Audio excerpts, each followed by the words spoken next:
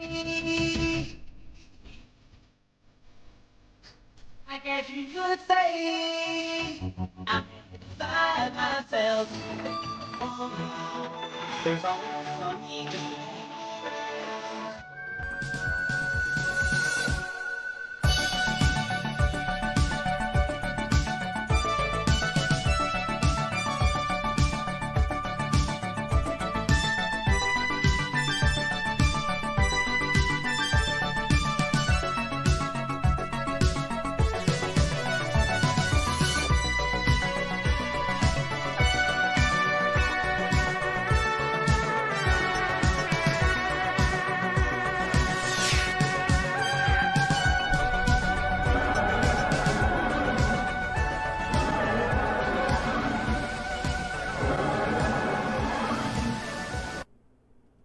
All right.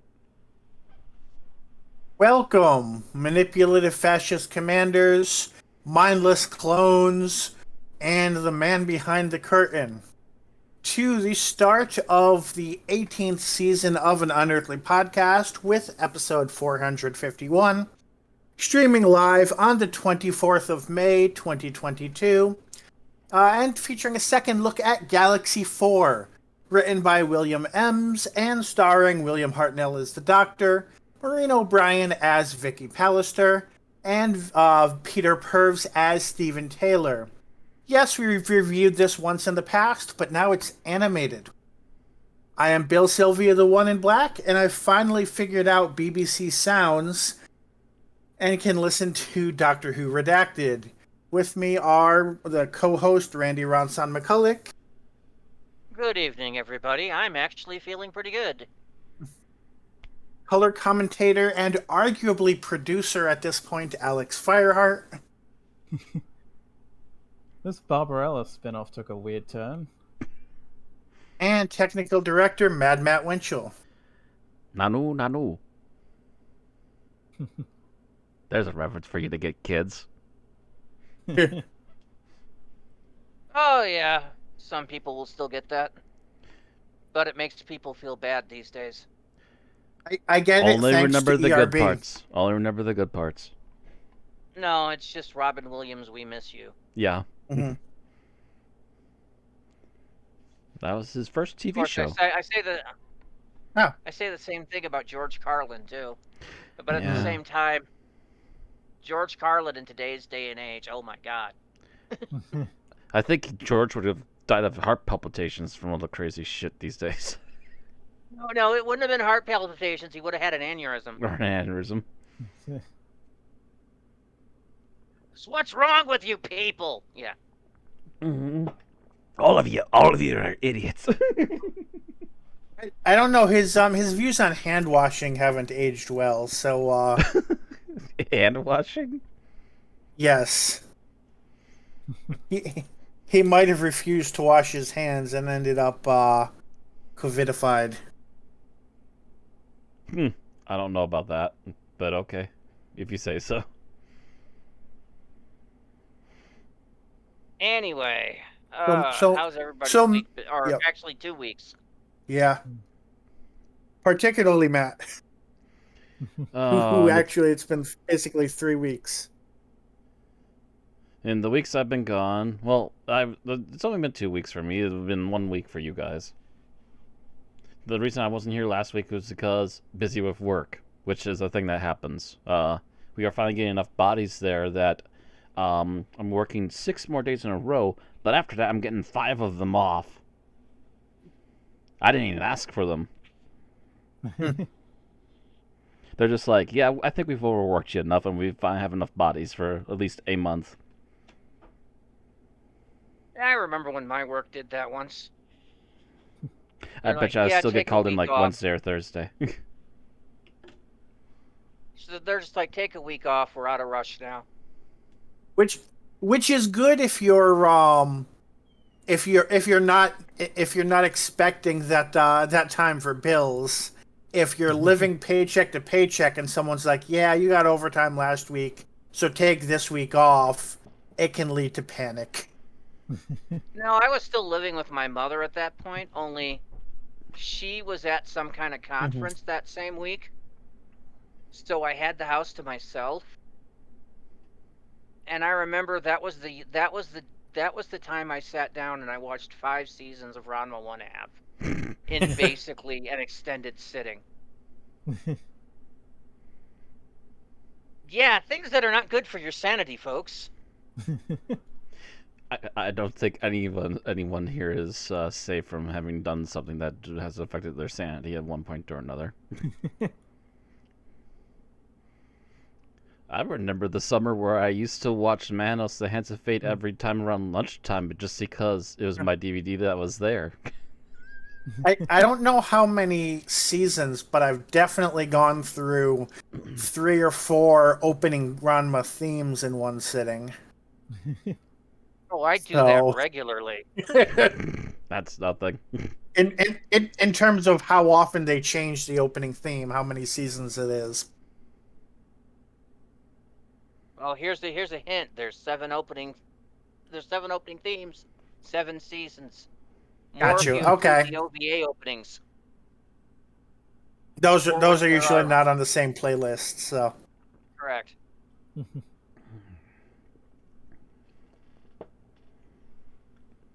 But let's see. The last couple weeks for me. I had a minor bout, but I pulled through.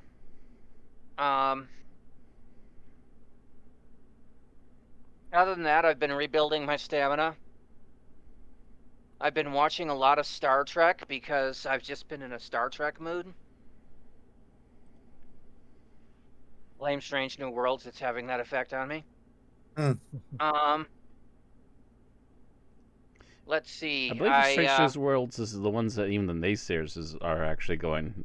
We're giving it a chance, isn't it? Oh yeah, I mentioned according to Rotten Tomatoes right now, which I know you're not a big fan of, Matt, but right now the critical side of Rotten Tomatoes says Strange New Worlds is the #1 most favored Star Trek series with a 98%. Which I mentioned was it's a little easier to do that with 3 episodes than with full seasons. So right. We'll see what it looks like at the end of the season. Mm-hmm. Yeah. But it's a good start. It's a good start Yeah. for sure. Yeah, it's something I've been watching. I've been happy. First episode was great, as I reviewed here 2 weeks ago. You weren't here, Matt. Mm-hmm. Second episode faltered slightly, but then the third one just went right back to high quality again. And, you know, every Star Trek series has its occasional crawler episodes. The Sparks Brain! Sparks Brain! I'm not going back, Jim.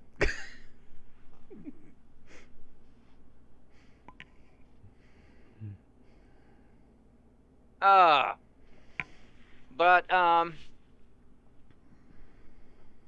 I don't know. I've just been in a pretty good mood. I've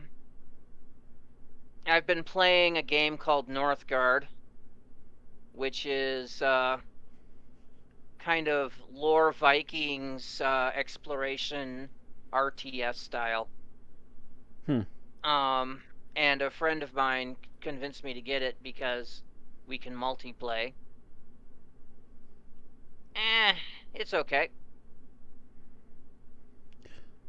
And, you know, other than that, I've been working on my cooking, resting,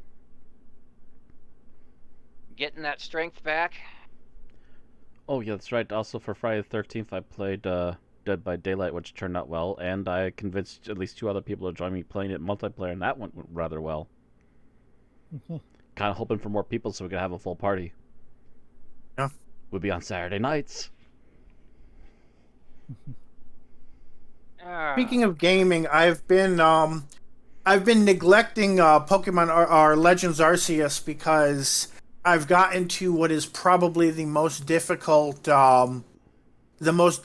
post-game boss in terms of completing a trial and catching it. And I haven't had the focus to deal with the confusion shenanigans on top of everything else you have to deal with that set of 4 bosses. So I've just kind of neglected it for like 2 weeks. But I did put it on my to-do list to finish that trial by the end of this week. So maybe I'll push myself to do that. All right.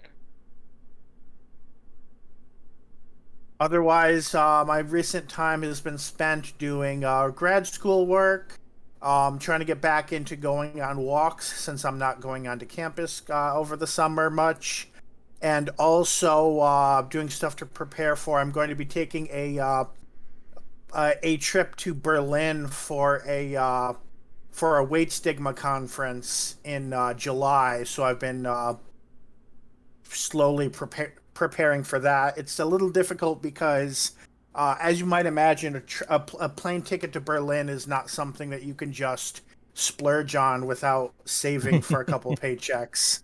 So I've been kind of, doing what I can without spending all the money just yet. One does not simply fly into Berlin, not with 1,000 planes. Can you do this? Not with $1,000 at least. Maybe more than that. But I'm meeting with somebody from my school just in case they can offer something cheap. They have a way to get something cheaper than I can find with means I'm aware of. And I'm not flying Spirit Airlines. I don't know if they go to Berlin, but that's not an option. I flew Spirit to El Salvador, and that was long enough, and I felt like my legs were going to fall off by the time I got there. I'm not doing it for twice as long of a flight. But I don't fly at all for the simple fact that usually airlines would like me to pay for an additional ticket, if you know what I mean. But, when I used to go flying, I went flying Air Bazaar. It's a great little airline. I liked it. No, I'm not familiar with that one. Leave any Monday, and they bring you back the previous Friday. That way you still have the weekend. Yeah. Oh. So, Alex, how about you? Not much really. It's funny because I'd probably have more geek talk and shit this week, but yeah, I just kept getting. I have the problem of just getting really fucking distracted when watching stuff because I've been trying. The more I think about it, the more I'm like, shit, I've got so much on my to-do list to watch, or just whatever, and just mine physically stacks up around me. Yeah,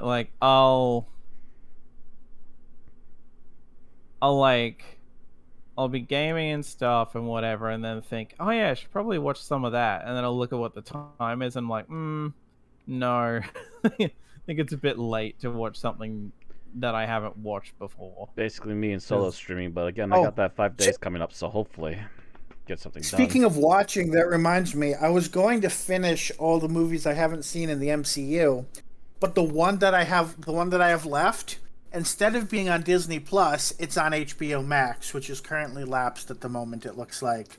So that's Incredible Hulk, because it's Universal. Oh, that's right. Oh, ironically, HBO Max stands between me and finishing off the MCU. Yeah, wait a month. Right. One of the things that we are trying to do is rebalance my cash because I kept winding up every month being $100 in the red. Oh yeah, that's a bit much. Yeah, that's a no. So I've killed everything. Gotcha. I killed the few Patreons I had. I've killed all my streaming services, except for Amazon Prime and Paramount Plus. And I'm hoping I can actually not be horribly in the red this month. Yeah, I'm getting closer to having saved up for the PC I'm looking at, and one of the things I did months ago was go through and be like, well, these services I still sort of use, and either they're cheap enough or they're annual, so it doesn't matter, because when I have to pay for it, it'll be well after. But mainly it was just going through and letting all of my Twitch subscriptions lapse. Because I had so many at this point, and I was like, oh, I'm not going to be able to afford these when they come up, so just cancelled all of those to let them lapse. So now I've got like maybe one, but only because it's like a 6-month one.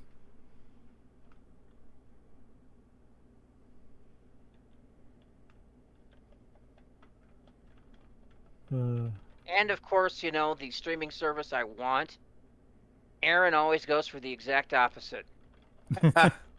People keep telling me, oh, you need to see this on Netflix. You need to see that on Netflix. What is Aaron up? Hulu. Which I know why she's re-upped. It's because the Orville's going to be starting up again next month. Oh, nice. Yeah.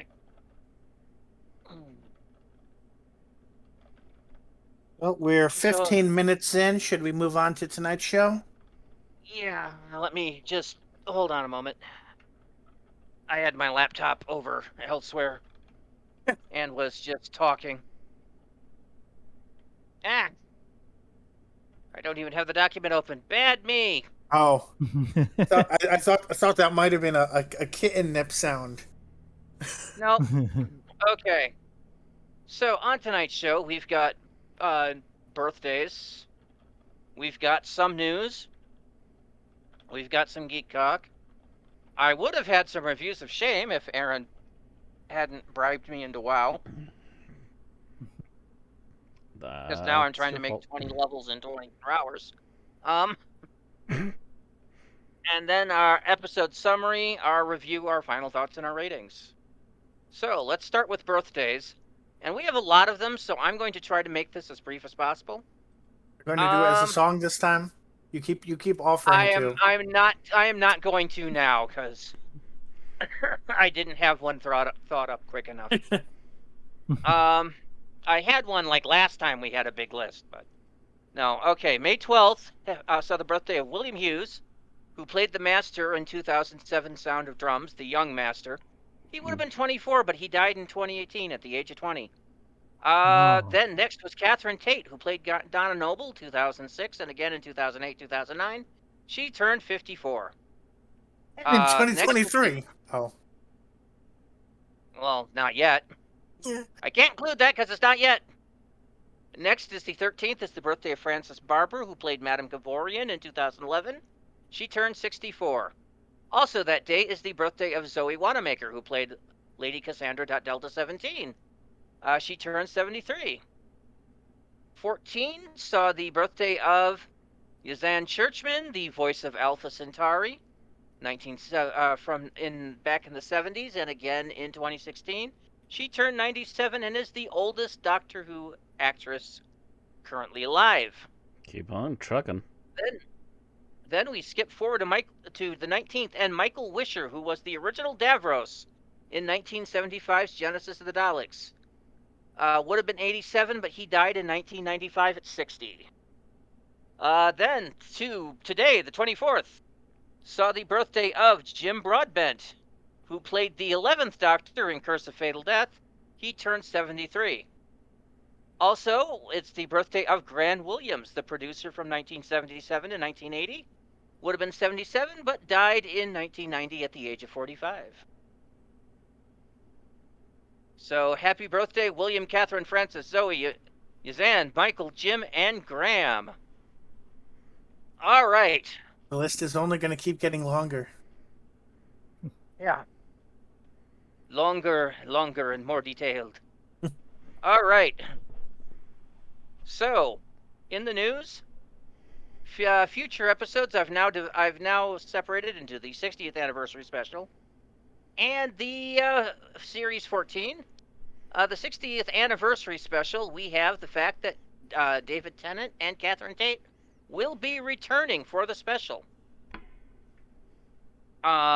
This pretty much came out like 2 days after our last podcast. God damn it, BBC. I mentioned in our text chat, if it was a podcast week, it would have been a Wednesday announcement. But because it was not a podcast week, it was like a Sunday announcement.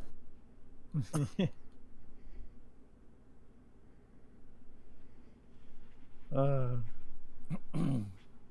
course, we are all wondering how this is going to happen, considering, the last time we saw the Doctor and Donna, Donna's memory was wiped. Right. So Yeah. this is going to be kind of weird.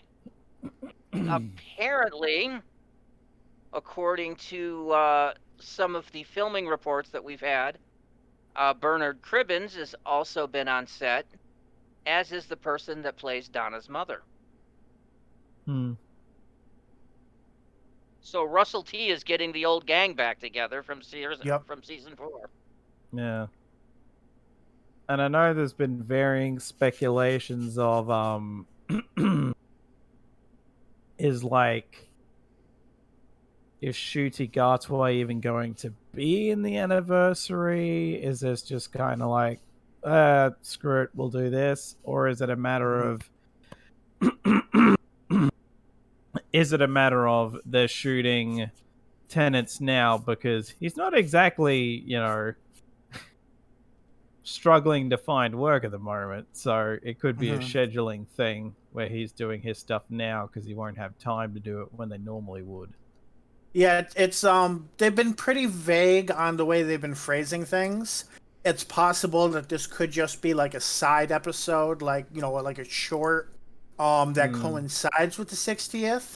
However, it's also, and I'm not seeing this in the links that I put in our document, so it might have been something else I saw in a different article. But it's possible that I don't see the video on here, so maybe it's somewhere else. But the person from the person who might be a new companion seems to be tied into the Tenant stuff. So it might be that they're just doing a special with Tennant and introducing the new Doctor in Series 14. But as I said that, I realized I was getting ahead of the news. Well, we are bouncing around here, but it segued nicely. Also in the news, yes, the new companion is, by the way, we have a new companion in Yasmin Finney, who will be joining the cast as Rose. It does not say Rose Tyler, it just says Rose. Yeah. So we probably have another Rose. Yeah. There's rumors. There's rumors, and the rumors seem to be corroborated by what little bits of footage we have that she might be Rose Noble. Or what, depending on or like some hyphenated name based on Donna and her husband. Well, that'll be really freaking interesting. But that's what I mean by setting up. Like, if that's true, and this is by no means any sort of confirmation, so pour a bucket of salt in everything I'm saying. If it's true, it might be something like the Doctor and Donna go into Donna's future, see her future child, and then that future child becomes a companion for the 14th Doctor. I have no idea if that's the route they're going, but that's a possibility just based on what little information we have. That's actually not bad. That's a lot of assuming, but that's actually some logical assuming, at least. Yeah.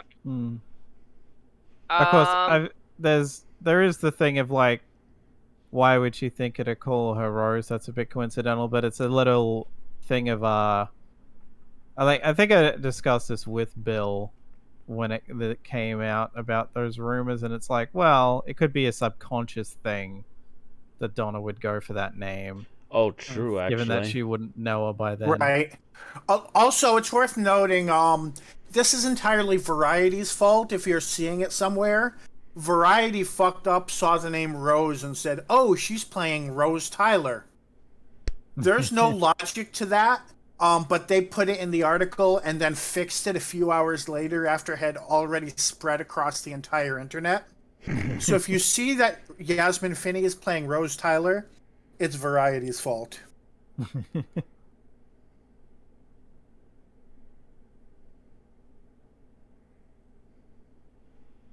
Okay.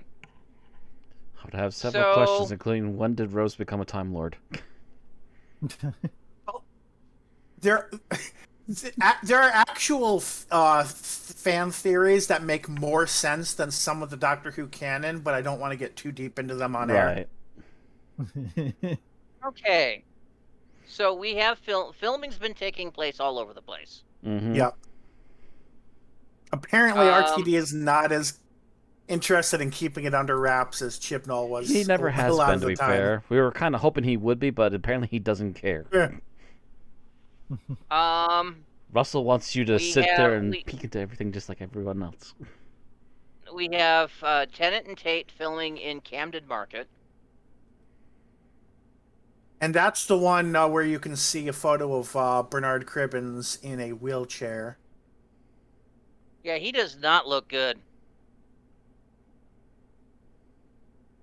Yeah, it's unclear how much of that is like makeup or anything like that versus how much of that is like his real life situation. He's definitely up there in years. Oh yeah, Hmm. Bernard Cribbins is old. Hmm. I think we might have speculated that he would have been completely retired at this point, but it does not look like that's the case.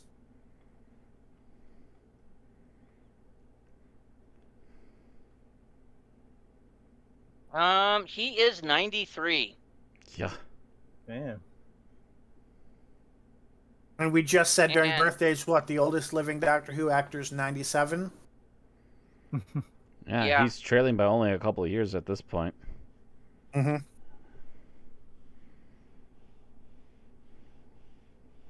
So that's going to be. And you got to remember, he was in the movies back in the 60s. So Mm-hmm. So he's technically been Yeah. involved a very long time.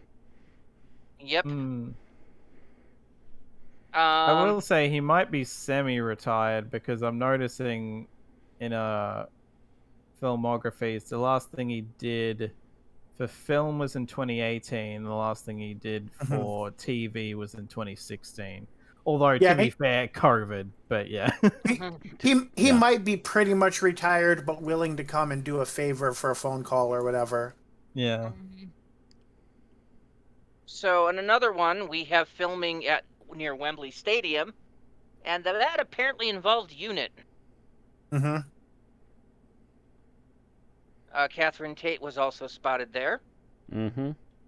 Oh, yes. Yep. No red berets.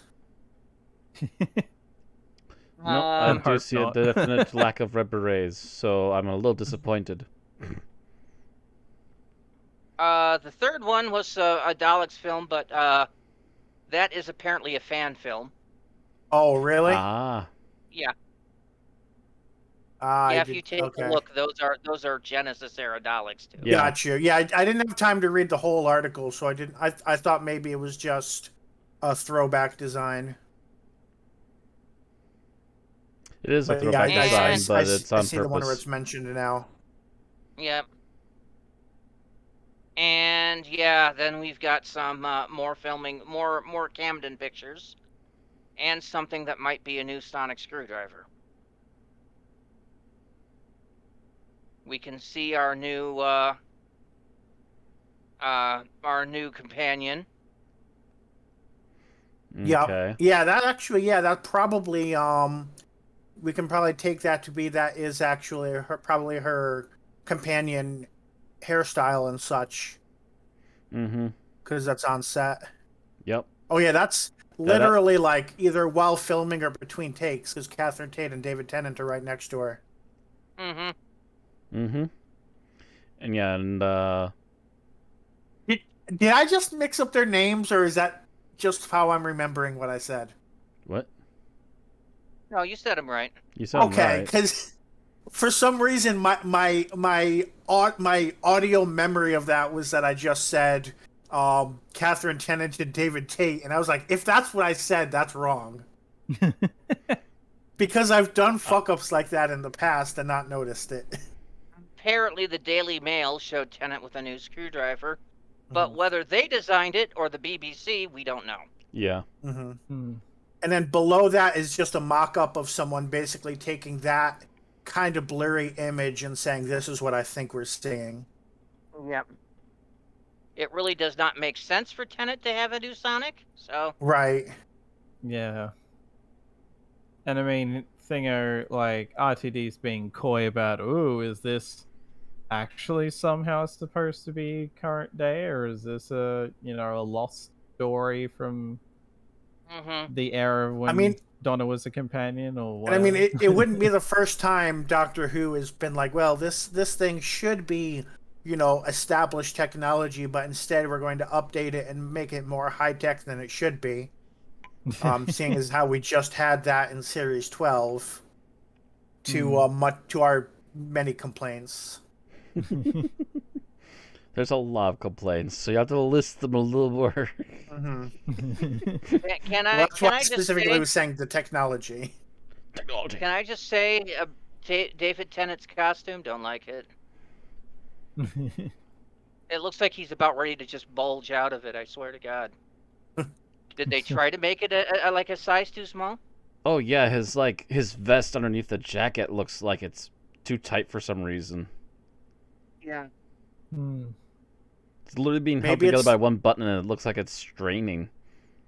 Maybe it's Yeah. one that the BBC had, or that Bad Wolf Studios had in their closet from No, because 2013 I or don't something. think it's so. not No. a color that he's ever worn before. Yeah, it's not even the right colors for stuff he's worn on the show before. It's like they did their costuming out of frickin' Goodwill. It does almost look intentionally disheveled. Like I don't know. the tie not tightened all the way, the collar at a weird angle. So I wonder what's up with that.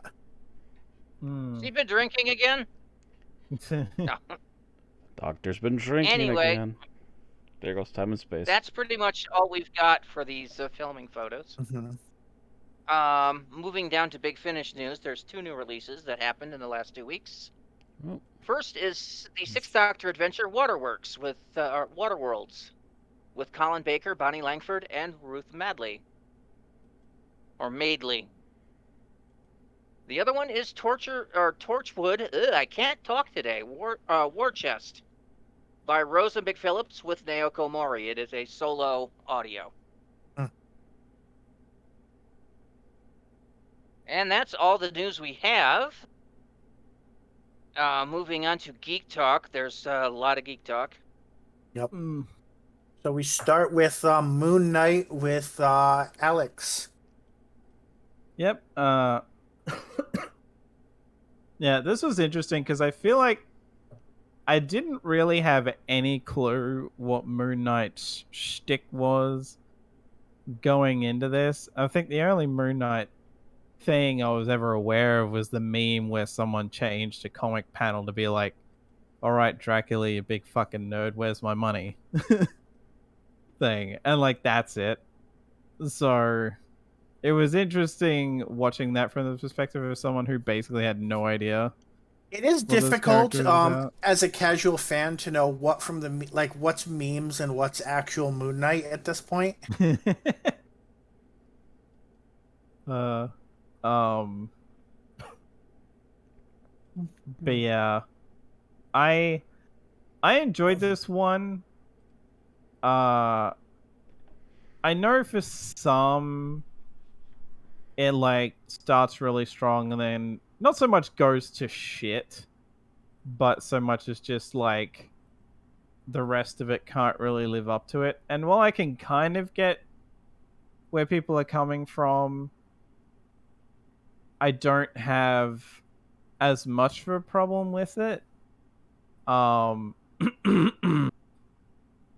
mean, I would argue that this is another show that probably shouldn't have necessarily ended in a big fight, as most Marvel things do, but It's Marvel; they're all gonna end that way.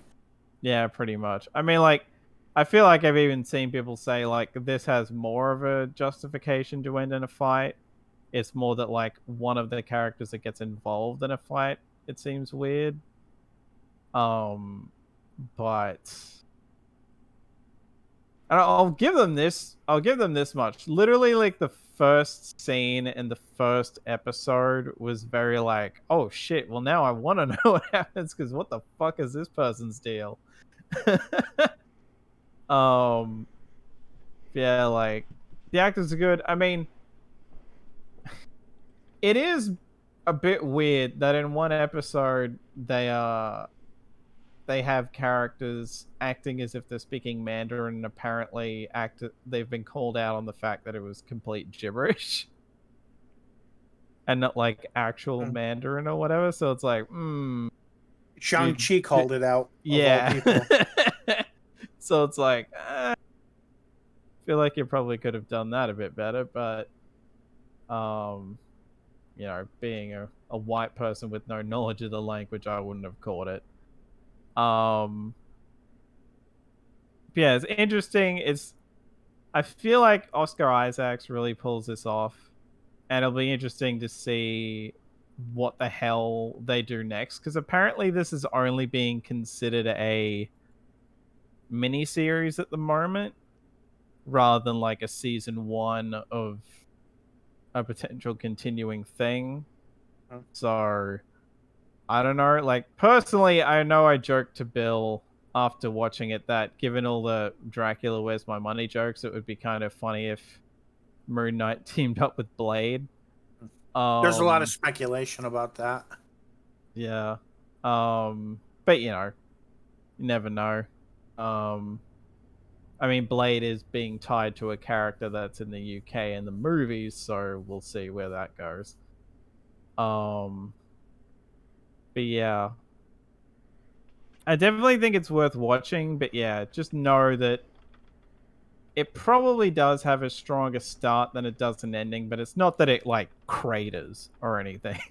It's just that it's like there's a slow thing. But honestly, I just really liked it. I mean, the CG holds up for the most part as well, which is good given some of the things they do. But yeah, I hope they do more with this character in any case, especially given that it feels like they're setting up for more, which is why it's so weird that it feels like that it's only counted as a mini series at the moment. But yeah, I think it's about all I got. Yeah, the acting's good, and I just hope they do more with this character. Well, you got it in under 5 minutes without a warning. To be fair, I was timing myself. Nice. So moving on to movies, we're going to start with an oldie. I finally watched Thor: Dark World, which is widely one of the least liked movies in the MCU. And I can somewhat see it. I see that the villains are pretty bland and unmemorable. There's no need for that to, for example, for it to have been Christopher Eccleston, because the character doesn't have enough. There wasn't any opportunity for Eccleston to flex his acting in any way. It was just kind of a pretty one-note character. But outside of the villains themselves, I enjoyed it a lot more than I expected it to. There were enjoyable comedic scenes, particularly with the Earth-based cast.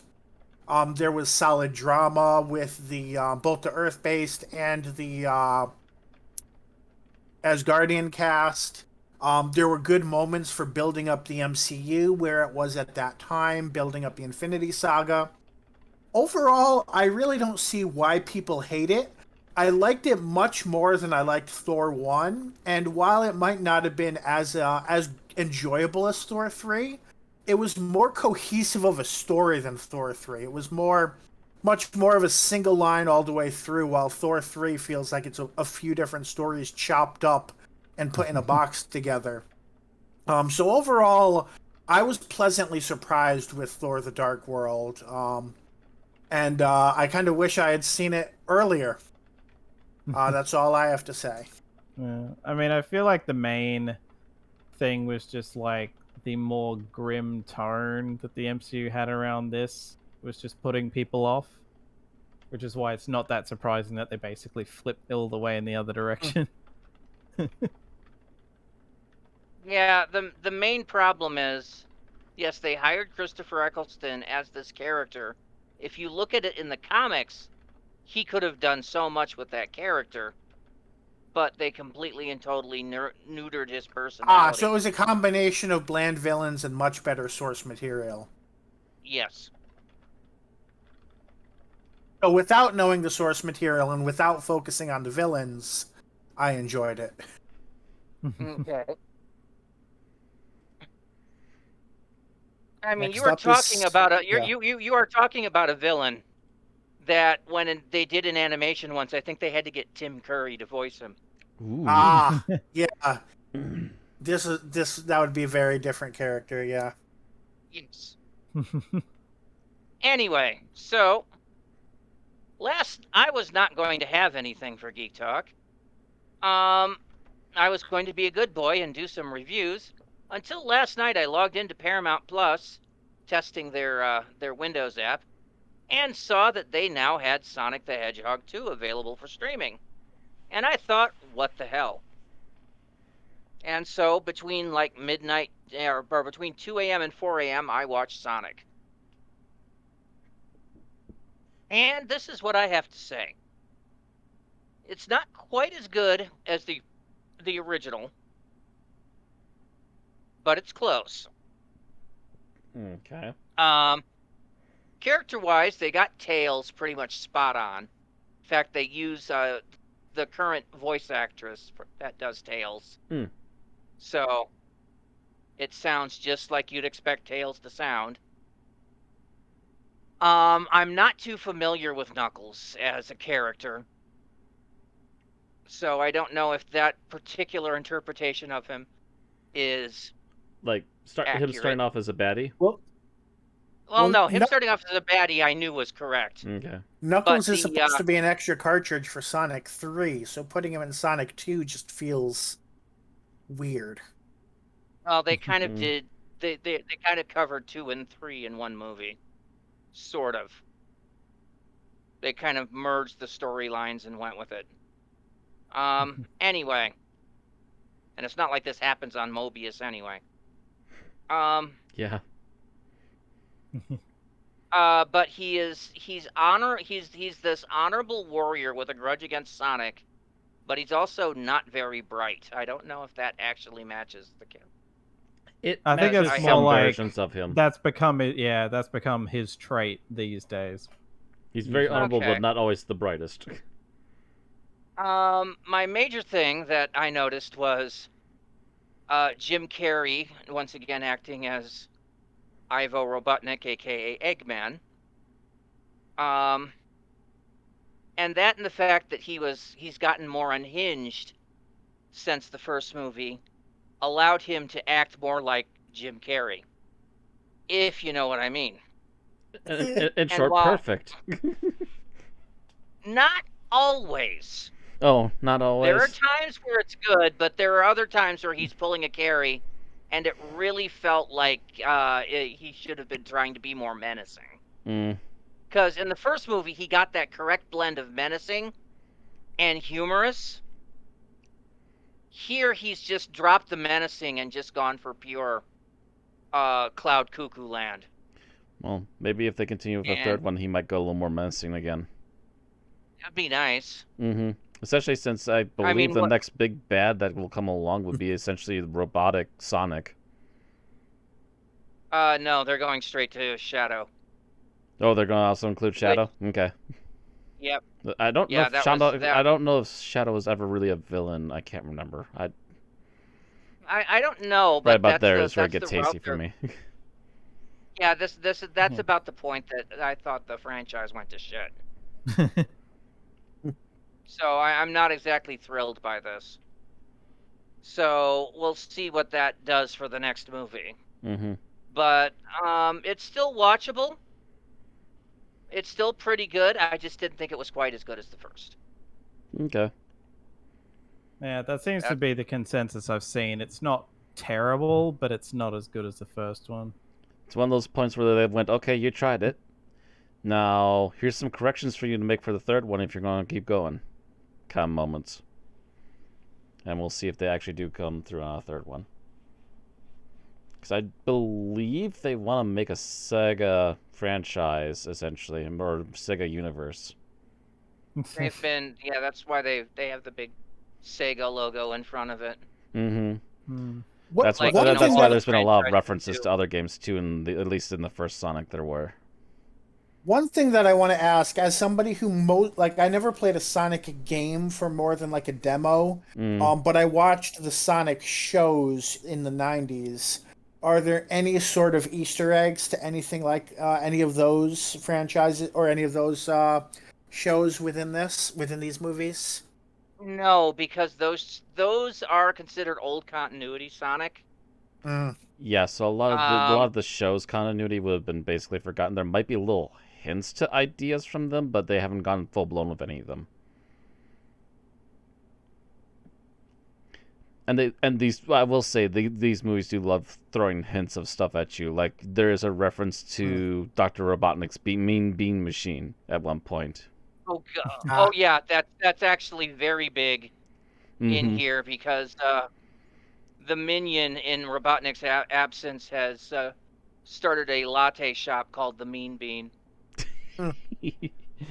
um, there that really bad internet art of Sonic that was thrown in there a couple times in the first movie. And Oh, yeah, Sonic. yeah. And if I recall correctly, there was actually a very brief mention of showing Knuckles the way in this movie. Just a one toss away line. If you miss it, it's gone.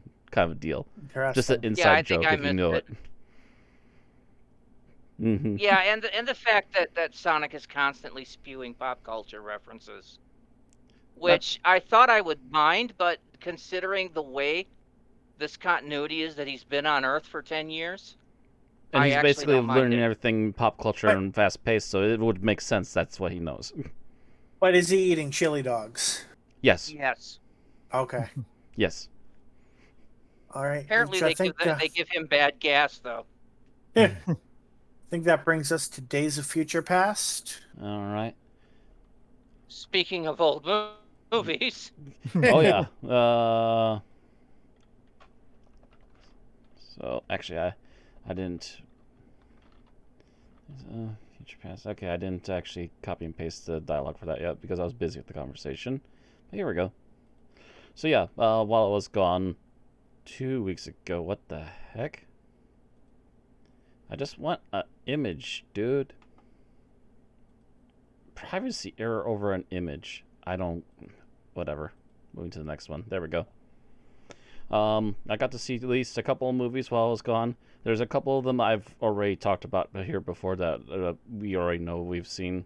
But one of the ones I didn't see before that I got to see a major majority of it, I maybe missed a couple minutes at the opening, was X-Men Days of Future Past. Yes, they have taken some giant liberties with the actual story, but you know what?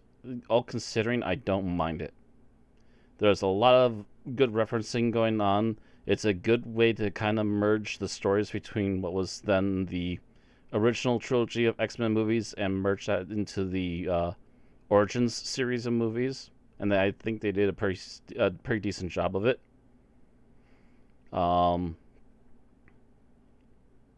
They did at least keep some of the major continuities, especially about the Sentinels and how they would eventually be the thing that tries to bring down the mutants, and then things get worse from there. Yeah, just overall a really good movie, and I guess a good outing for at least the original cast, I suppose, because I think the original cast outside of Wolverine don't stick around after this. It's all the I think you're right. Origins ones afterwards, if anyone. Mm-hmm. Yeah, it was basically like the sort of final send off to those yeah, it majority of those characters. Mm-hmm. Basically, all you get after this is like whoever shows up in Logan, which isn't many. Yeah, whoever shows up in Logan, then there was the other X-Men movie I can't remember the name of right now. Was it Dark Phoenix? Oh, there were two after this. There was X-Men Apocalypse and X-Men Dark Phoenix. Apocalypse and Dark Phoenix, okay. But they weren't with this cast, right? They were with the reboot cast. They were with the first. They were with Yeah. the first class cast. Yeah. Yeah, they were the first class cast, yeah. Which again still included Wolverine and I think no, I don't think the other one. I don't think they brought back Patrick Stewart until Logan, at least. Yeah, correct. Yeah. So yeah, it was a nice send off to the original trilogy. I didn't mind it. It was pretty decently done and kept me interested, especially despite the commercial breaks. So then the other one I watched was Spider-Man Far From Home.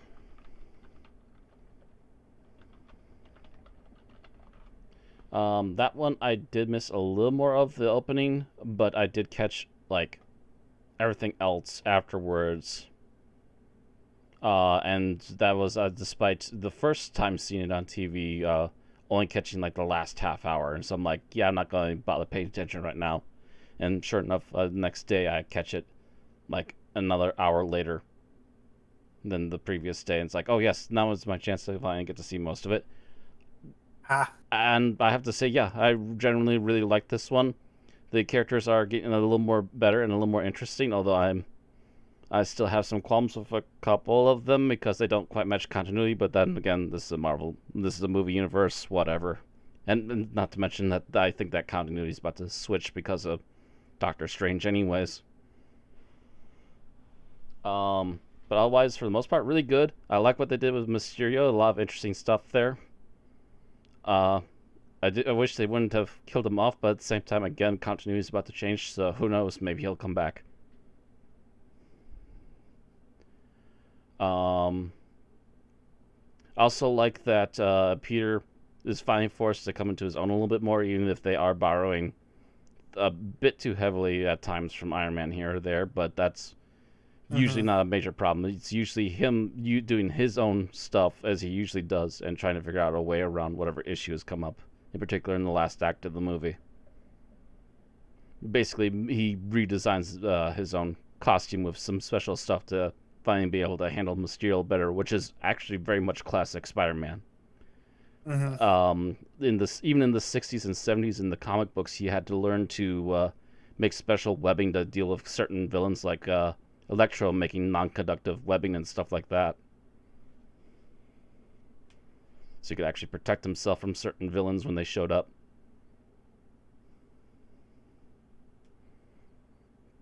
But yeah, generally liked that one as well. Very nicely done, and now I'm a little more prepped for that next Doctor Strange movie. Although I hear I still need to see WandaVision to get a few more details that I need.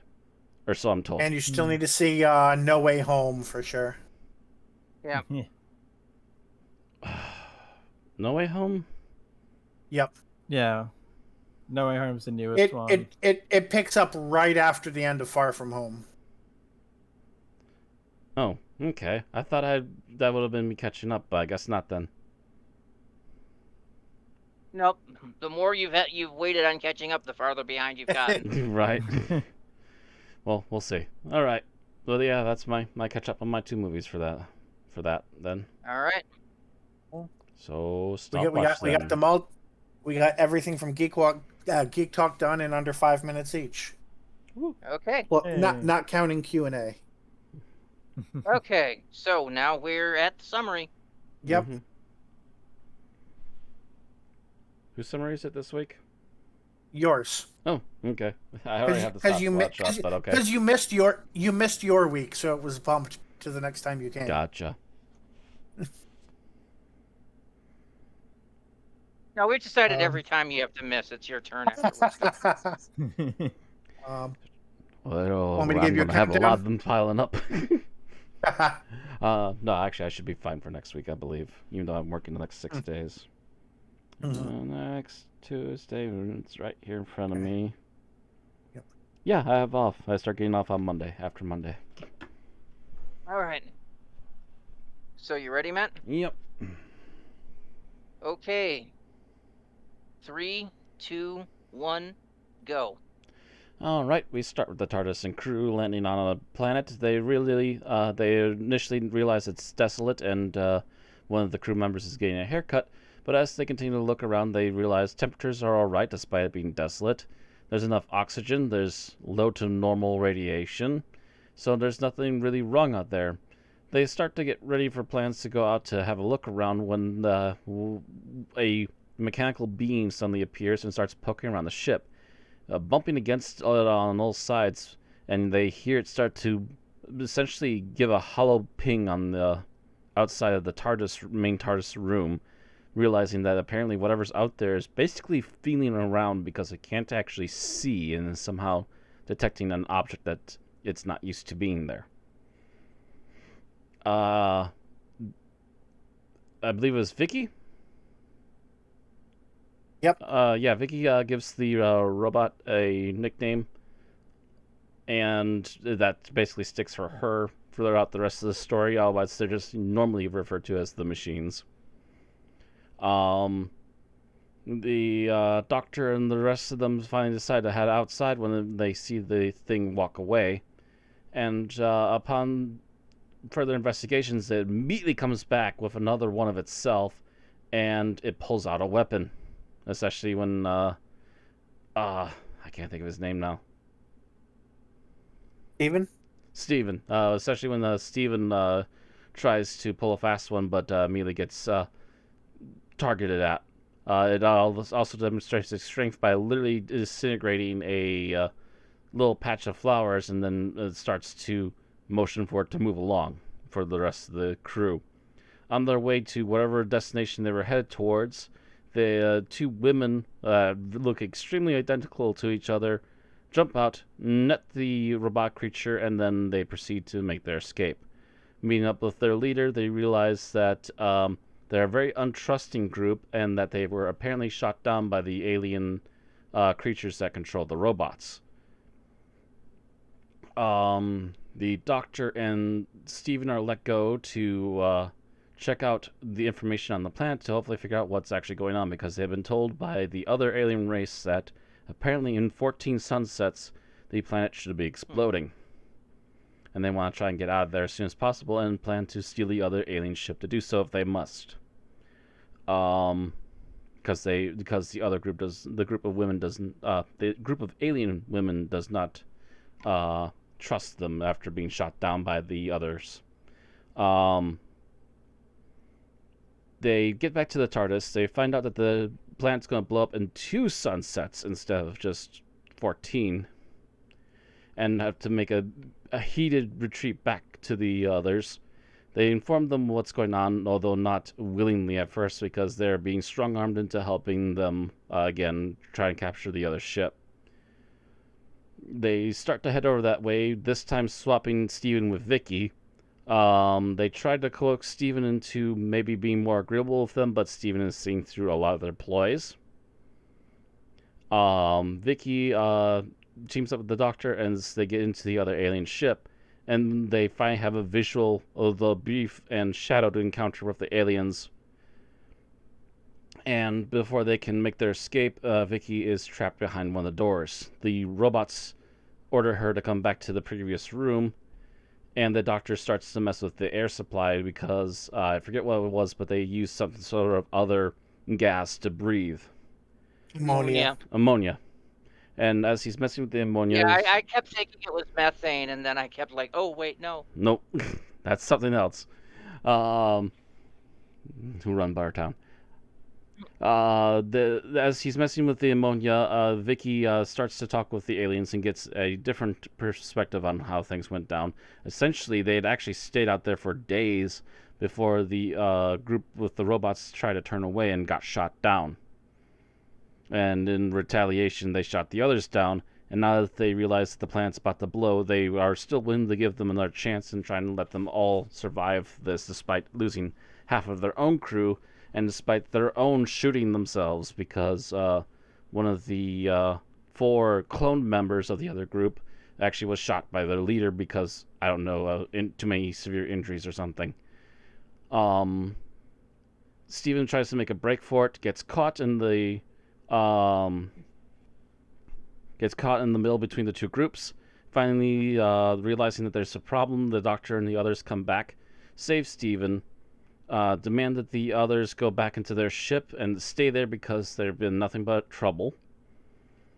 And maybe if they behave themselves, they might let them still join on the ship, but they caused too much trouble beforehand again. So the Doctor manages to help the other group get their engines charged up and ready to go, and manage to make it back to their back to the TARDIS in time to escape being attacked by the clones. To which then they watch as the world basically starts to crack around them and fall apart, and one of them gets comically tossed into the lava by their own boss, just kind of showing how much of a pinhead she is too. And as they take off, they seem to finally have a bit of a peaceful moment as they look down on another quiet planet and begin to wonder what might be down there as we open up to, I believe it's the Dalek Master Plan. Or it's prequel, one of the two, I forget which. But that's that.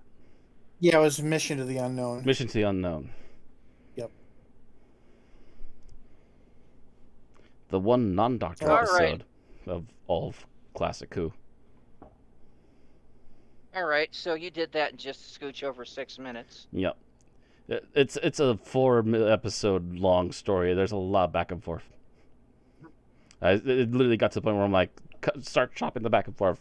Let's get to the main where they went to.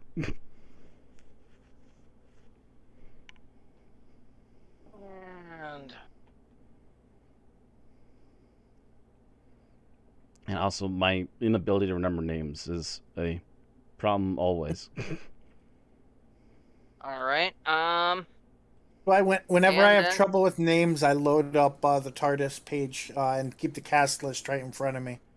I don't have time for that. I'm in the middle of trying to give the review, and if I have that sitting in front of me, I'll just start messing up everything even more. Okay, so let's talk about how we liked the episode, and that can be in comparison to the original telesnaps we reviewed, or just in general. Matt, you are first. I'm first again in my day. It kept rolling that, yeah. In fact, it's the exact same order that's there. All right, so my general feeling says, compared to the original, I think, did we actually see the one full episode when we originally did this? I don't know. I'm not sure I either. I do don't remember remember most of it any being of in it. telesnaps. Yeah, I don't remember an episode being complete, but So it might have been an episode they found before they finished completing the animation for this, maybe. possible. Or it was just something that the telesnaps version that we had didn't have. That's possible too, or the Telsnap version was just such a low quality it didn't really matter. But I have to say the one live action episode for this was really good. A lot more detail, got to see a lot of the stuff going on, and it actually got me curious about how they made the robots work. Come to find out they're basically miniature Daleks. So they actually had to have small actors inside of those things, except for when they went up and down. That they actually had to make a prop for, which was kind of interesting. So it's, once again, me looking at this stuff going, how are they doing that? Because that's not wire work. And wire work would have been my first assumption, because radio-controlled stuff just wasn't an option at the time. So according to TARDIS, there's one existing episode plus 6 extra minutes from another episode. Yeah, apparently, like, the opening couple of minutes of, I think, the first episode survived. Oh, but... yeah, because there would have been a lead up to a next time from the previous story. Most likely.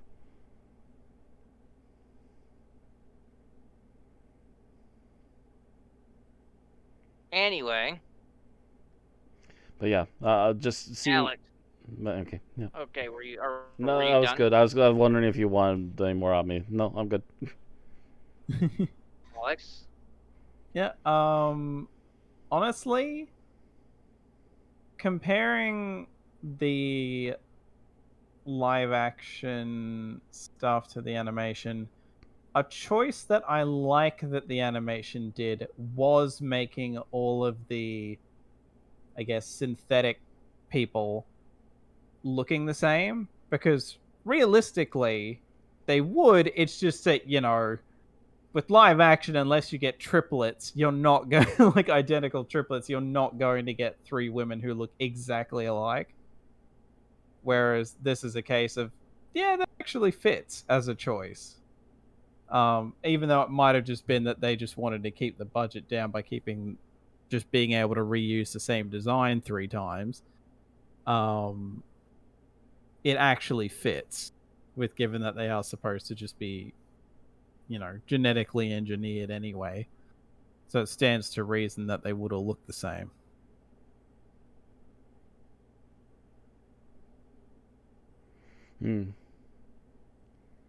All right.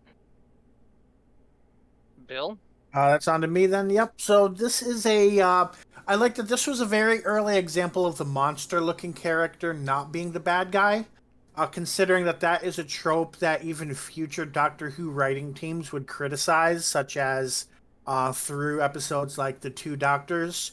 So it's nice to see that this early in the series, there's a story in which the bad guy judges somebody as a monster for their appearance, but the so-called monster is actually the good guy. So it's showing that they're all, they're not just immediately falling into those obvious tropes. Sort of like the anti-the Daleks.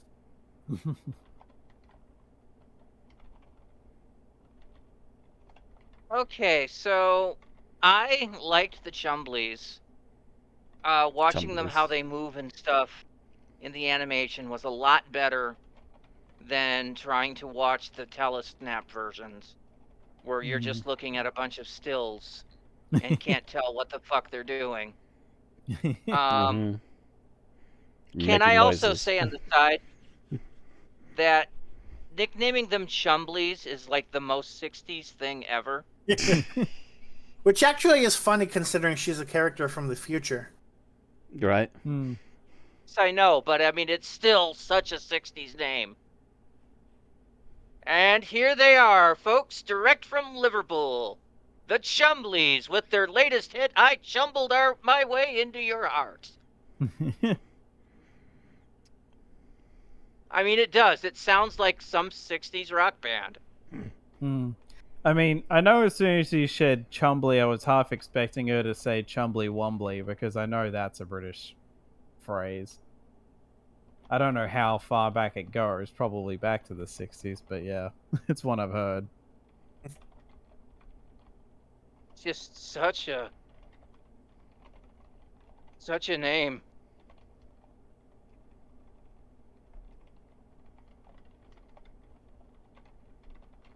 All right, let's talk about what we didn't like. Matt. What I didn't like. The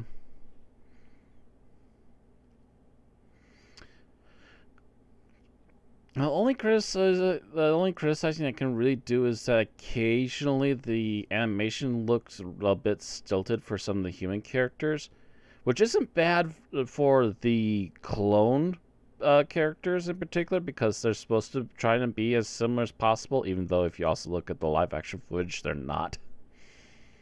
They had a bit of an issue there, I think. And also probably time constraints and money or issues and so forth, as usual with Doctor Who back in the day. But every once in a while, the Doctor and crew would also occasionally look really stiff, depending upon what was going on in the particular scene. But otherwise, for the most part, they were usually pretty good. It's just every once in a while, it's just like, a little unlively here and there.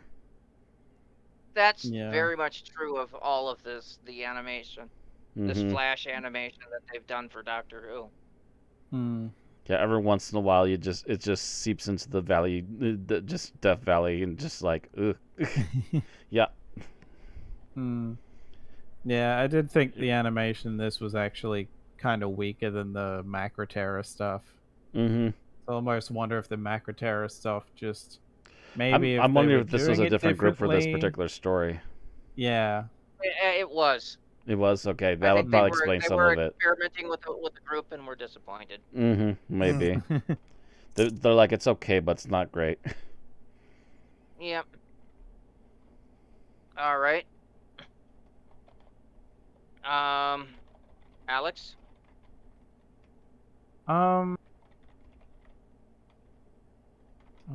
Let's see.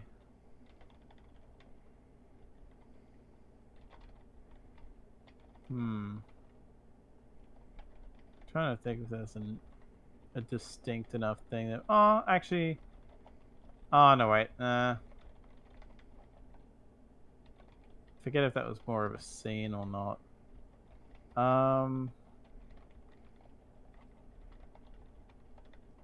God. I guess as a recurring thing that I always just got a laugh out of to the point that I could never, like, they're trying to make it seem like the Chumblies are a threat for the first episode and a bit, and then but every time you hear that bloody I always associate it with the Looney Tunes, but that little violin thing when like one of the little arm comes out. Oh. I'm just like, that just makes me think of like a character in like an old cartoons poking their head out from behind a wall or something. Is that little droop thing? And it's just like, I think maybe that's what they were going for, or at least it was maybe part of the same trope. Maybe it started in the theater or something. I don't know. It was just very like, they're trying to make these menacing, but then you hear this little violin bit, and I'm just like, okay, I can't take these seriously, but oh well. I mean, like, in the long term, you're not really supposed to take them seriously as a threat, I guess, but you know, for the first 2 episodes or so, you kind of are. So when you can't take them seriously, was that before or after they were named Chumblies? There wasn't much time. Well, to be fair, I guess, I mean, like, you know, they do have them torch those plants and all that and whatever. So the idea is like they're making sort of jokes, but it's like, oh, these actually could obliterate them in seconds if they wanted. So but yeah, I mean, it's also a matter of just Doctor Who design anyway. But yeah, it's like, it's that one sound effect choice. All the other sound effect choices with them I was fine with, but that one little bit that I associate with, like, the whoop yeah, sound of it coming out, yeah. It was just like, I associate that with Looney Tunes cartoons. Kind of, so sort of. Almost like a slide whistle. Yeah. Almost, yeah. I mean, it did come out closer to the earliest Looney Tunes cartoons than to today, I think. Yeah. Oh, the earliest Looney Tunes cartoons still haven't beat by about 30 years. That's okay. So I was thinking 40 years, but yeah, so it's 40 years from then compared to we're coming on the 60th anniversary. So that's what I meant. It's closer to the early Looney Tunes than it is to now. Yeah. Early Looney Tunes was like 1931, 32. Ah. Disney's a bit older with Mickey Mouse, Steamboat Willie, but yeah. 1920s. The original Looney Tunes started in, I think, like 31, 32. Yeah, Disney and the Fleischer brothers were around 1920s, I believe, not 1910s. Right. On to mine now. Yep. All right. Sorry, lost my audio for a moment. Okay, so I have the actually related to the Chumblies as well. The limitations of the Chumblies may have made sense for a serial written in 1965, but in 2022 they seem laughably ineffectual. There are benefits at times to unidirectional microphones, but not for any sort of exploration or defense drone. Plus, I think they were blind. And I'm pretty sure, like, I could go to the Sharper Image and buy a better drone than the Chumblies right now.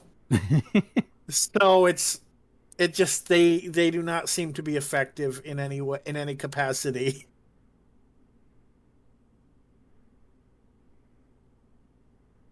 Yeah, it's very unusual to have a thing that relies on non-visual orientation be basically blind to its back.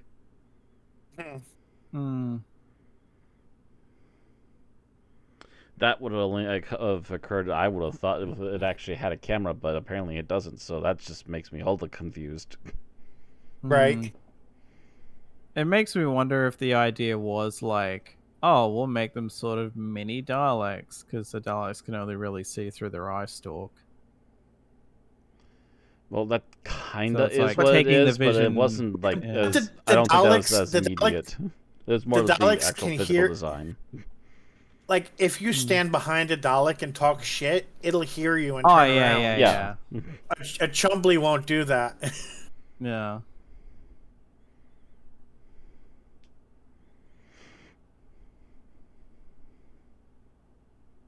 Even if it takes a while even if it takes a while to lock onto Dan.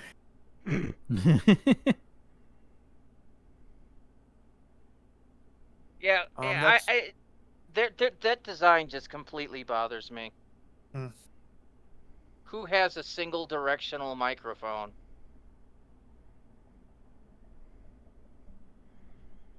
So it picks up absolutely nothing from behind you. Nothing from behind and very little of anything from the sides. Yeah. I mean, they don't have any vision, so you give them tunnel audio. Joy. Okay. Oh, I just thought of another opening idea. Ever heard of the cursing? Was it the little thing, the little robot vacuum thing? A Roomba? Yeah, the cursing Roomba. Just take audio clips from the cursing Roomba as it's bumping around the TARDIS. I'll have to look that up. Smack! God fucking damn it! But, so my dislike, I really just don't like the Dravens. And I mean, just the whole clone, idiot clone concept. The idiot concept Just is already a bad direction. Yeah, and it just bothers me that they would be that dumb. Mm-hmm. And then I mean, the I leader's wonder if also a they're supposed sociopath, to- so yeesh. Yeah. I mean, I feel like there's probably supposed to be specific, like, commentary in there, but either they realize too late, oh crap, we can't actually do that because we've only got 4 episodes. And they don't really I'm cut sure they back might to have them been trying to often. hint at something, but they obviously didn't realize they didn't have time for it, even if they want to. I mean, Doctor Who as a whole over 60 years has not been shy about being anti-military in general. Yeah. Yeah, which So is this could that is definitely what they fall kind into of get that out of overall this. category. Yeah, Yeah. you at least get the anti-military out of this because these are the leader's a sociopath and extremely militaristic. Well, at least when having armed soldiers around. Yeah. But I mentioned, I think, to Alex off stream that the way the Draven are is basically how it seems the Star Wars clones were kind of originally envisioned to be, and one of the biggest changes that Dave Filoni made to the Star Wars universe is kind of being like, yeah, fuck that eugenics shit. Hey, clones are people too. Mm-hmm. Yeah. Also, a thought that occurs to me is I think we found the space drow. Not what you quite. expect, but they have some major similarities. Just because they're a matriarchal society. Well, they're also run by complete psychopaths. At least this particular group was. Yeah, we don't know if that's the society or... Yeah, we're not sure about the Early society, but I will say Yeah. from what we see of this particular group here. Mhm. Yeah. I mean, it's funny because that was an entirely like the Draven were written as men originally, and then Verity Lambert was like, no, and they cast women Let's instead. change that. Yeah. That's just- But yeah, if of all the species here, like I've seen it criticized, like, oh, like something with the name like the Chumblies could never come back and be scary. The Draven could easily come back in a modern Yeah. Who show Mhm. as like like they actually wind up on the Draven homeworld and they're like, oh, I've encountered these people before. This is going to be a problem. This might be a problem. I've never actually gotten to interact with them on their home planet before. and see what happens. Yeah. And you would be able to basically use that as a reintroduction because the Dravens wouldn't know Yeah. about what happened. So Most likely, right? it'd just be the Doctor being like, "Oh shit! Well, this is going to be interesting." Although most Doctor Who writers would be like, "Oh yeah, obviously the Draven, the ancient Draven know about the Doctor because reasons." Lame. Yeah, but how often does the Doctor swing by Galaxy 4? Apparently not very often, at least not at this particular time period.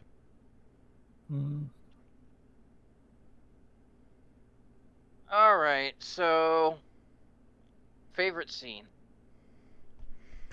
Favorite scene.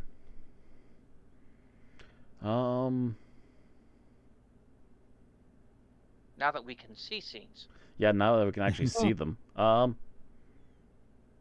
Actually, yeah, it's something you don't really get to see at Doctor Who very often. I was actually kind of happy to see a gunfight between the robots and the clones. Funny that, now that I think of it, that's even more Star Wars, isn't it? And it probably looks more effective in animation than it would have in. Oh yeah, it's way more effective in Live animation than it action was too. during those stills. Yeah, because it would have just been still images of them maybe pointing weapons and maybe the robots on the sand and just sound effects going off. Thrilling. Yeah. Yeah, much better with having the full animation going on.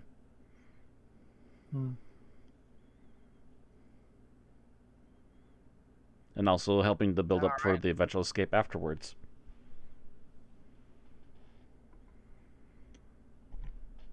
So, Alex?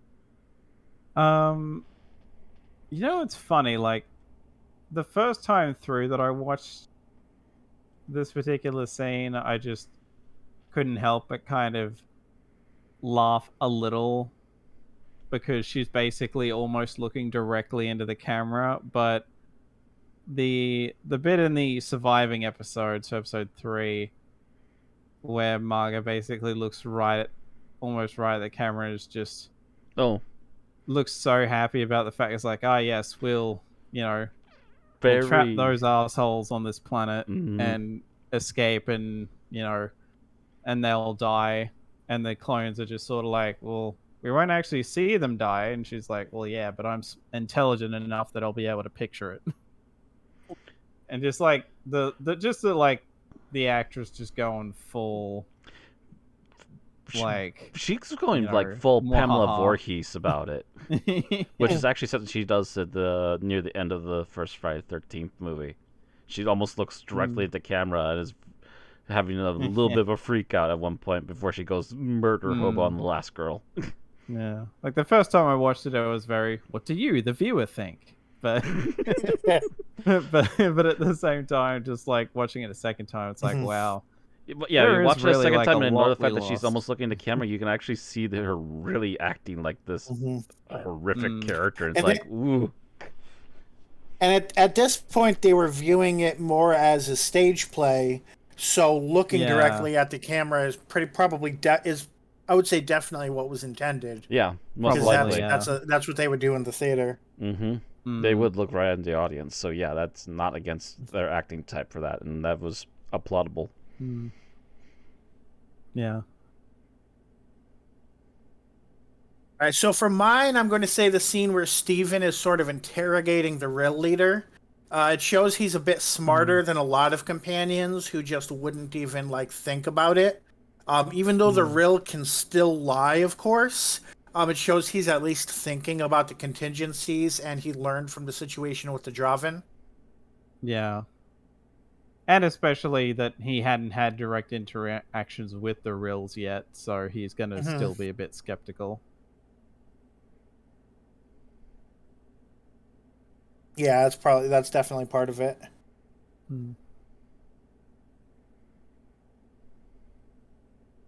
Oh, my favorite scene. Oh, Jesus.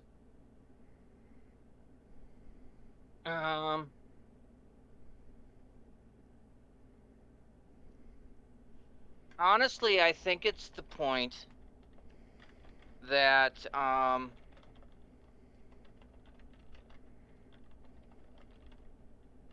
I'm looking for a spot in the animation that that it's my favorite scene now because of because I could see it. Just try to remember which one it was. Yeah, I think it's when the Doctor's out there admiring the alien ship. Because now we actually get to see what it looks like instead of just a close-up of the Doctor's face. Mm-hmm. And instead of close up of the doors, which is all we probably got in the stills as well. Yep.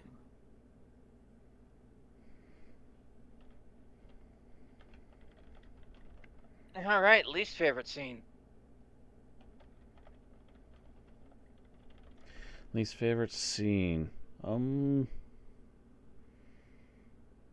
Actually, it's the first time in the animation seeing the what are they called? The Relios?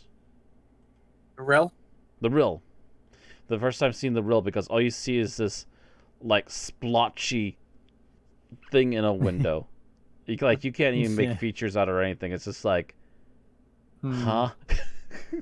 Yeah, for all intents and purposes, when I first saw that, I thought it was like a mouth, maybe, and then it turns out later it's like what would be their eyes. Yeah, it would have been like an eye and half a nose and stuff. But at first, I thought the eye was like maybe like a octopus tentacle or something. I'm like, huh? Yeah. I think I thought it was just. I think I thought it was the eye of like a much larger creature. Hmm. And then the actual reel ended up being smaller than I would thought from that scene. That too, yeah. Yeah. That scene in animation particularly baffled me. It was a lot better when they immediately went to the live action episode and went, oh, okay.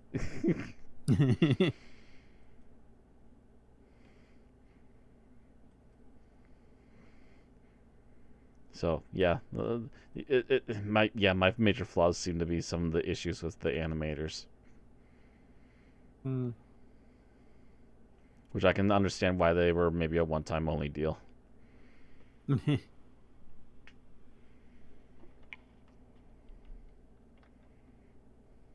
on to Alex. Yeah. This is one of those ones where I feel like if they'd let the episode go a bit longer, I would have preferred a different cliffhanger. To where the cliffhanger of whichever episode it is, possibly the first, it might have just been the first one, where it's just like, oh, actually, this planet's going to explode in 2 days, and it's very like, for the most part, calm, and then you open on the episode 2, and the little Chumbly tries to blow up the TARDIS, and they get knocked over, and I'm thinking, I almost kind of wish the Chumbly trying to blow up the TARDIS was the cliffhanger for that episode, because it was like, oh, that almost like wondering, okay, oh shit, yeah, you could possibly go, well, the bomb wouldn't have done much, but like the Doctor got knocked on his ass and they bring up his age a lot, so it's like, oh shit, is the Doctor okay after falling over? So what? It's more of a nitpick, because it's like, I get why, and it's still an effective like cliffhanger as it was, but I almost feel like, oh, this would have been a bit more impactful maybe.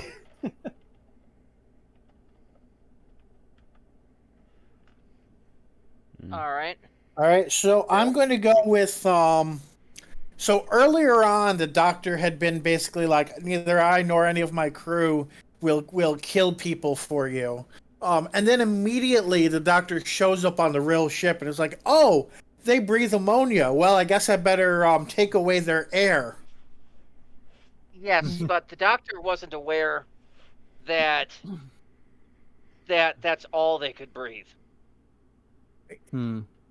Yeah, assumably the Doctor thought it was a mixture of air and ammonia as opposed to strictly only ammonia, in which case he was about to accidentally kill them.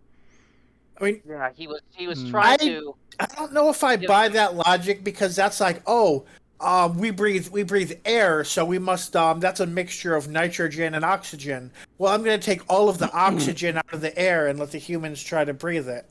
The idea was to get them choking and strong arm them into releasing her. And then, like, yeah, because, like, even Vicky is like, wait a minute, you just can't breathe oxygen at all. Oh, shit, I better go stop the doctor then.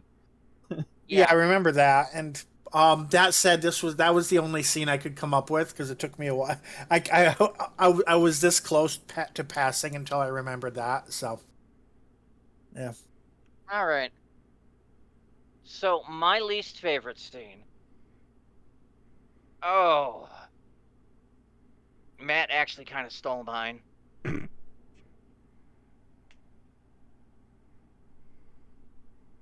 Or no, excuse me, Alex actually stole mine. The bomb going off.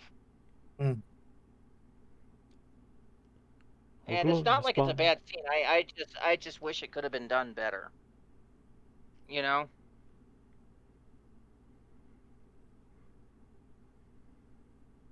But see if I can find another one here. To be fair, my point was more that I felt like the bomb thing would have been a better cliffhanger rather than where it was. I just felt it could have been animated better, but that was me. Well, I think some of the points of these animations is to make it as close to what would have been on set as possible. Which, yeah, they would have cheapened out back then. At the time, though, no.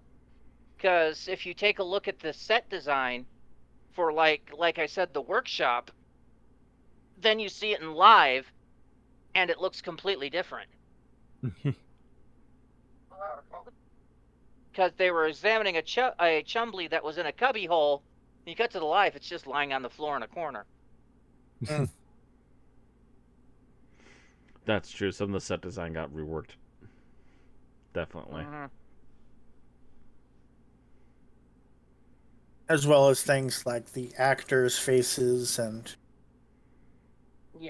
the Chumbly animations.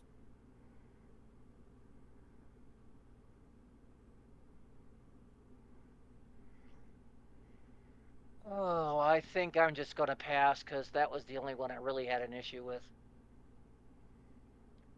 Because if they're going to mess with something, they could have turned that up to be a bit more dramatic. All right, final thoughts. Final thoughts. Going back to me, of course, again. Stop. Top. The animation is definitely a huge improvement. It's not the greatest animation though, so take it as you will. But it is definitely a far cry from just having to deal with stills and no live episode, which I believe is what we had to deal with. If we did have a live episode, it was like a 480p at best, and ugh. So this, yeah, being able to see it this way was a huge marked improvement, even if the animation wasn't the greatest. I feel like 480p is a lot of pixels for 1965. Except that we get a much clearer picture nowadays with the DVDs even. It's just a matter of how that they reuse the actual proper footage, the negatives and everything. But anyway. Yeah, and remember that they were originally doing this on film. Back in the day. It wasn't until they switched to color that they switched to videotape.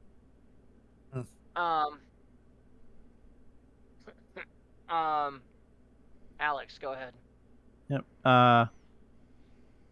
This was definitely an interesting watch. Because I did not really know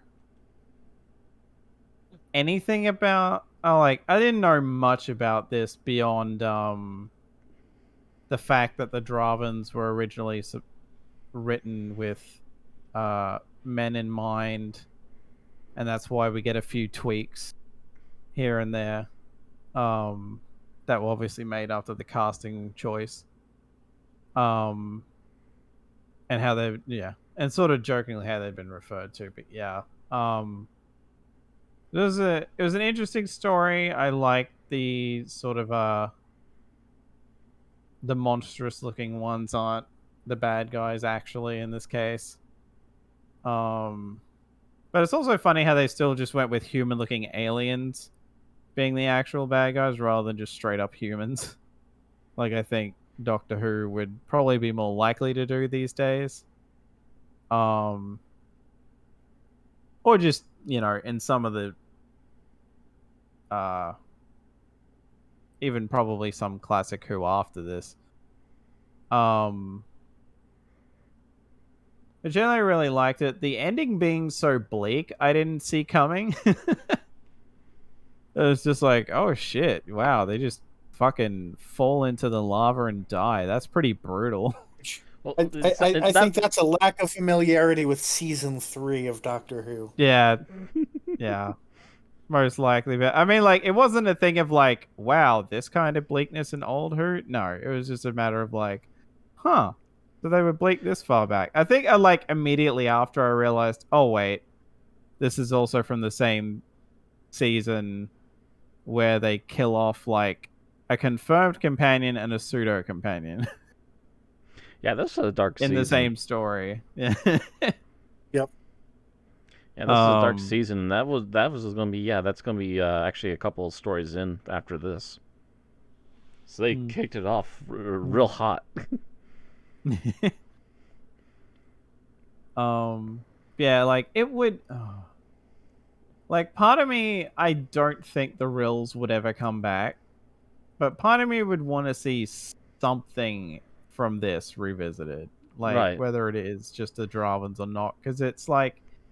It's such an easy concept. As I've seen people bring it before, it's not like the outfits are particularly hard to throw together. Yes, especially that. And especially since it can be more modernized and look a little bit more actual sci-fi as opposed to pseudo go-go outfits.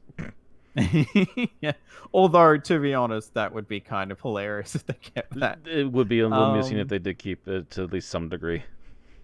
Yeah. Just to like help them stand out a bit more, and just especially because of the jokes you could make about them just looking straight out of the era they were written for. Mm-hmm.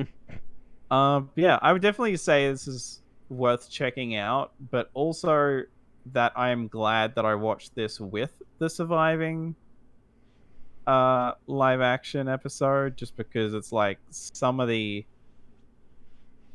problem of the animation being this cheap is just that you lose a lot of the more subtle acting choices. So it was nice to have that in there for at least an episode. Yeah, especially since there's actually a really marked important scene, which really comes off better with live action. Yeah.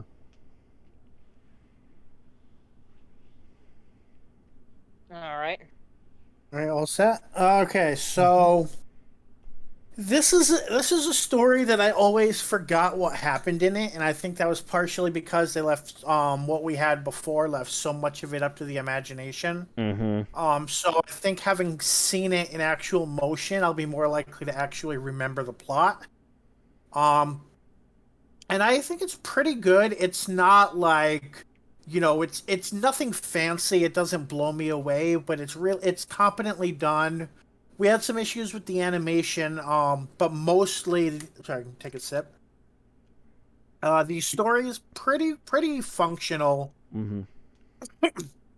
And I really had to rack my brain to find like major complaints. I had some minor complaints, of course, but it wasn't like some of these stories where you can just really pick it apart. I know this is one of the stories that was written for Ian and Barbara that I guess Peter Purves has complained about. But the funny thing is, watching this, I was like, certain of those scenes, they really fit somebody who's had a space travel history like Steven. So it almost seemed as if it were written for him. So I didn't quite see how much of it was complained about, other than the fact that maybe he wasn't as like physically active as he might have been if it were written for him. True, that might be but one in of the general, differences.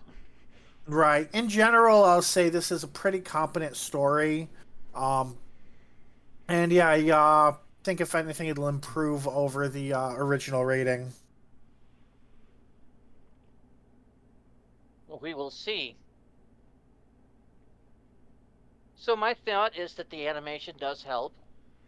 Mm-hmm. You can see what's going on. That helps you follow the story a little bit. Because there are scenes where there's nothing but Chumblies beeping. And that and telesnaps equals a lot of you just sitting there going, what the fuck?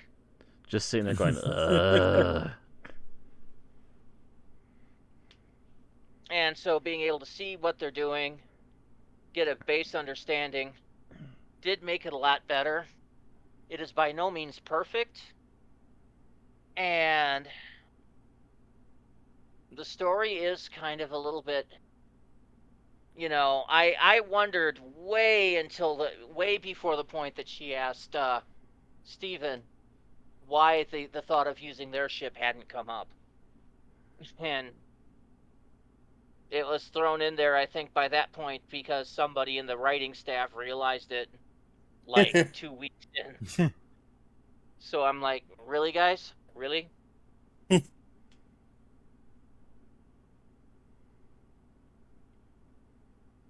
So yeah, it's not perfect, but it's better. All right, let's rate this. So, Matt, you are first. Your original rating was a 4.0. Yeah, I will base that solely off of the plot was an interesting one at the time because the stills leave a lot to be desired. I'm gonna raise this up to at least a 4.5. There's still some issues with the animation, but it's still a good story, and there's a lot improved by having it actually animated. Okay.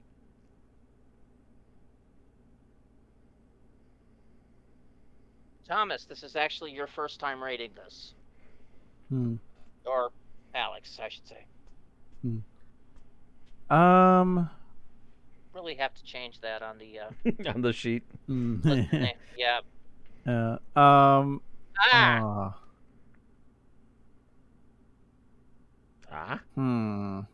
Somebody did it just as I started typing.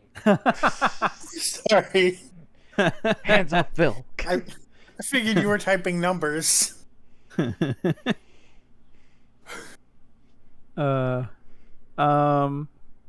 Yeah, I was going back and forth between two scores, but honestly, I feel like the acting elevates it enough, and while the animation is like, it's like, well, they did the best with the money they were allotted, so I'm going to agree with Matt and give this a 4.5.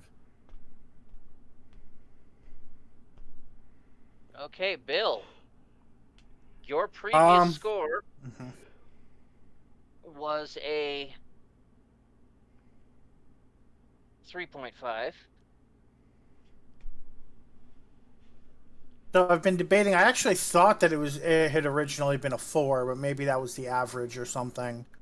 Yeah, I guess based on what I said in final thoughts, I'd say probably good enough to move it up to the 4.5. And I am going to be the lowballer here. Yay, it's not me.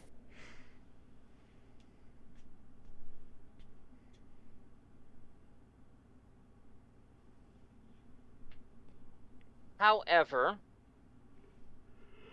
there is one thing I have to do. No, not there. And that is, for these redos, we have to include Tim's original score. Mm-hmm.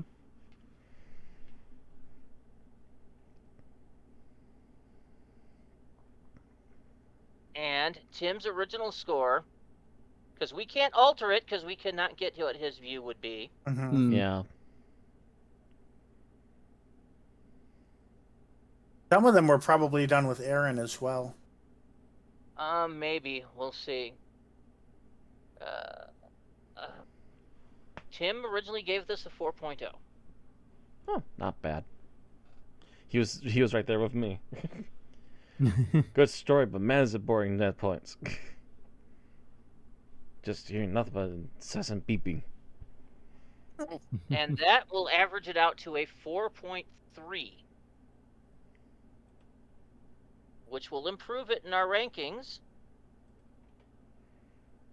where its previous score was 3.75 and was at number 245. As a 4.3, it will go all the way up to 113. It is now on par with the Ark in Space, Demons of the Punjab, and the Keys of Marinus. Fair It enough. is better than the 10th Planet, but not as good as the Ice Warriors. Ooh. So there we go. Now ranking 113 out of what would still be, technically, 420 things reviewed. Yeah. That's all we're going to say about Galaxy 4. So please let us know in the comments what do you think of this story, particularly comparing the original to the animated. Don't forget to like the video and subscribe to get our exports on YouTube every week, or follow us on Twitch to get our streams every Tuesday night. All right, so next week we're going to continue going through these animated works that we have not reviewed yet, and we are going to go up to the animated Power of the Daleks, starring Patrick Troughton as the Doctor, Anarchy Wills as Polly, Michael Craze as Ben, and written by David Whitaker and Dennis Spooner. I believe I have a physical copy. I haven't really pulled it out very often. I'll have to have it on watch. See you all next week. See you all next time.